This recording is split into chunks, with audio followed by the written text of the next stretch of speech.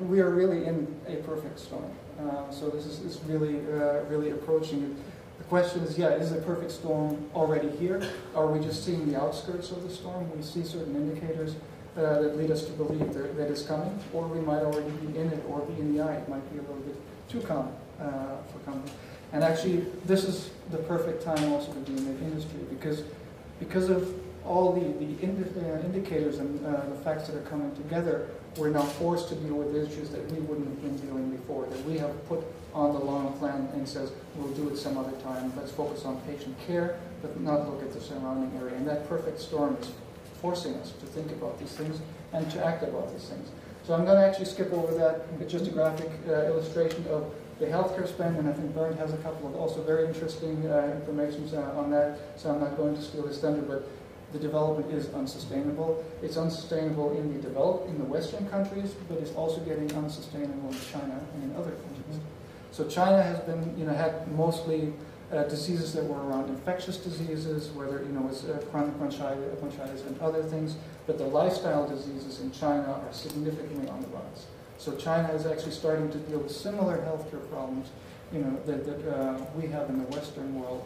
And so they're being faced with similar questions that they have. They actually went from an insurance where only, I think, 16% of their population was insured in 2003 to almost a full insurance in 2011. So a significant shift also in their way of providing care, not cash-based anymore. If you go to a hospital in China, you will have booth where you deposit money and then you get care. This way around, not the other way around. A completely different business model in the past. Now with insurances, this will also gradually change.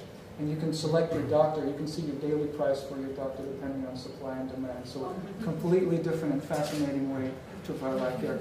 Maybe not the best way, but fascinating. Let's see that. So for those people in the back, the way that the perfect storm, I think, is brewing is threefold.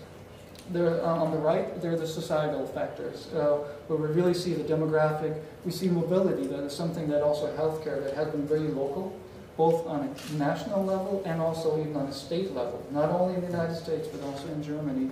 It's changing. People are getting much more mobile. They need their healthcare to be mobile as well, across state and across country lines.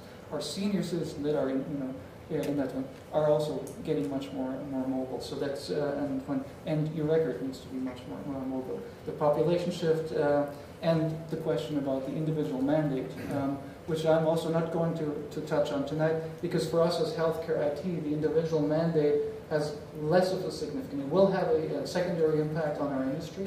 However, the Healthcare IT Act, the HITECH Act, and ARA, which has provided a large push in the United States, that's already going. We've had Meaningful Use Stage 1 launched. We're getting ready for Meaningful Use Stage 2. So that train has left the station, and I think regardless of the outcome of the election, this is something that is here to stay, because the next level is the penalty phase, and also regardless of who's in the White House, they're going to look at the investment that the U.S. government made into the industry is now paying back with penalties and with changes to the industry. So the second one is actually the economic one. Yeah, it's basically about cost, and that's also something that in U.S. markets more than anywhere else has not been felt as much. The U.S. healthcare market has been more about providing quality of care than about cost